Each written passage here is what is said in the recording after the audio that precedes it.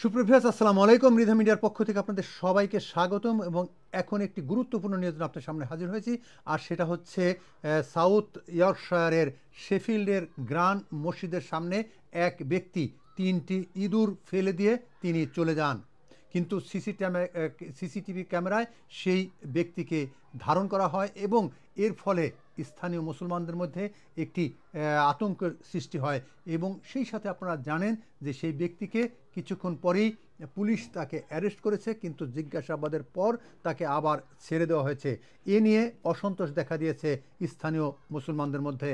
সেই ব্যক্তি শুধু এখনই নয়, বারবার বিভিন্নভাবে সেই মসজিদকে আক্রান্ত করে মসজিদের মুসল্লিদের উপর বিভিন্ন ধরনের হ্যারাসমেন্ট করেছেন বলে জানা গেছে। সুপ্রিভিয়ার্স, শুধু এই মসজিদে নয়, আপনারা জানেন যে কিছুদিন আগে ব্রিটেনের বিভিন্ন মসজিদেই রায়োটের মতো একটি কাণ্ড ঘটে গেছিল, অনেক আতঙ্ক বিরাজ করেছিল। সেই সাথে আপনারা জানেন যে অনেক সময় মুসলিম বিদ্বেষীরা বিভিন্ন মসজিদে অ্যাটাক করে থাকে, বিভিন্ন সময় বোরকা নিয়ে তাদের টানা হেঁচড়া করে থাকে এবং বোরকা নিষিদ্ধ নিয়েও সংসদে কথা উঠেছে। সুপ্রভিয়ার্স, এখন আসলে মুসলিমদের মধ্যে একটি আতঙ্ক সৃষ্টি হয়েছে।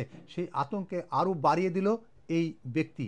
৬৬ বছর বয়সী সেই ইয়র্কশায়ারের সেই ব্যক্তি মসজিদের সামনে ইঁদুর ফেলে এখন আতঙ্ক আরও বাড়িয়ে দিয়েছে। এটাকে বর্ণ বৈষম্য এবং ধর্ম বৈষম্য বলেই মনে করা হচ্ছে। সুপ্রভিয়ার্স, এ থেকে আমাদের নিজেদেরকে সচেতন থাকতে হবে এবং এই ধরনের বর্ণ বৈষম্যকে আমাদের ঘৃণা জানাতে হবে এবং প্রয়োজনে আমরা সবাই মিলে প্রতিবাদ করতে হবে। সুপ্রভিয়ার্স, আপনারা সবাই ভালো থাকবেন এবং এই ধরনের অসৎ আচরণ দেখলে সাথে সাথে আপনি পুলিশকে ইনফর্ম করবেন কিংবা নিজেরা আরও ঐক্যবদ্ধ হয়ে এর বিরুদ্ধে সোচ্চার হতে হবে। এখানে সবার সমান অধিকার আছে। সুপ্রভিয়ার্স, মসজিদে যেন আমরা সমানভাবে যাতায়াত করে নামাজ আদায় করার পুরোপুরি নিশ্চিত থাকে, সেই ব্যাপারে সবাইকে সজাগ থাকতে হবে এবং স্থানীয় পুলিশ থেকে কাউন্সিল সবাইকেই আসলে এই ব্যাপারটি আরও সুন্দরভাবে দেখভাল করার থাকতে হবে।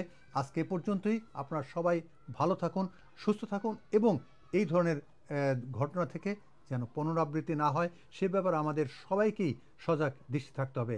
আল্লাহ হাফেজ।